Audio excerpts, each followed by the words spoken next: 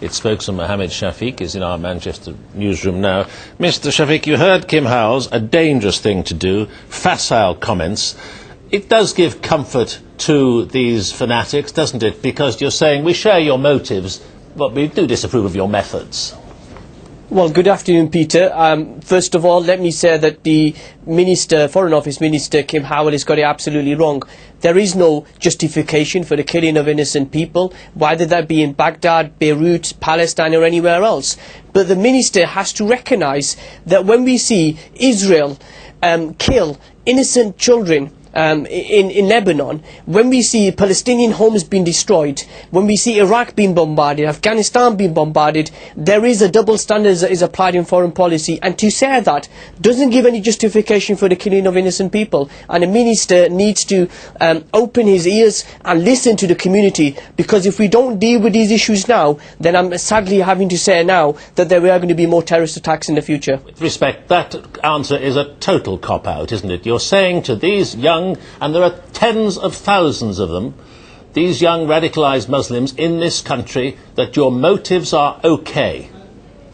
No, Peter, I think you need to get your facts right. What we are saying here is that the Muslim community in this country has to recognise we have to reform. We have to change our institutions. We need to be more transparent. But at the same time, by calling for the government to have an equal foreign policy doesn't give any justification or any ammunition to the terrorists. We're saying that if we deal with these issues now, if we show the young Muslims in this country that there is an alternative to terrorism and extremism, that is lobbying political people, ensuring that our voice is heard, then we can defeat terrorism. You can't defeat terrorism by military means. You have to defeat it by winning hearts and minds, aiding the community. Dialogue is essential. But lots of these people aren't rational, are they? No rational person would plot 9 Lockerbys, which is what the police are currently in the business of trying to unravel. So they're not going to take notice of your pleading to go on demonstrations or use the ballot box.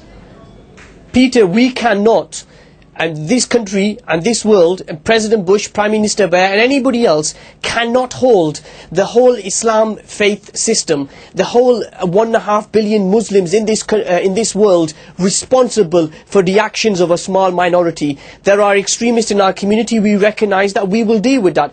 But let's not tarnish the whole Muslim community. Let's work with the Muslim community to put an end to this violence. You can't completely end terrorism from the Muslim community by only getting rid of the terrorists by military means. I keep going back to this. And when the people see 1,000 innocent people being killed in Lebanon, and the Prime Minister refuses to condemn Israeli action, I mean, where's the equality in foreign policy there, Peter?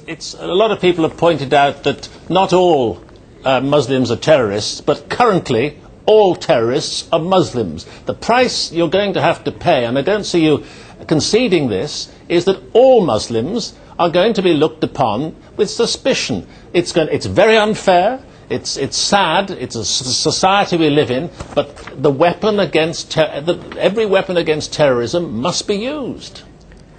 We have to recognise that when this country is under attack from terrorists, there isn't any option in taking away people's individual freedoms. We want to see an end to the blatant attack on people's civil liberties. You know, terrorism, when Winston Churchill was fighting in World War II, he didn't remove the individual freedoms of the British people to put an end to fascism. And in the same way, we deal with terrorism, we allow the due process law to continue, and then we will see that terrorism is being dealt with. We're dealing with extremists on the ground in our communities, but the government has to deal with deprivation, poverty, unemployment and all them issues as well.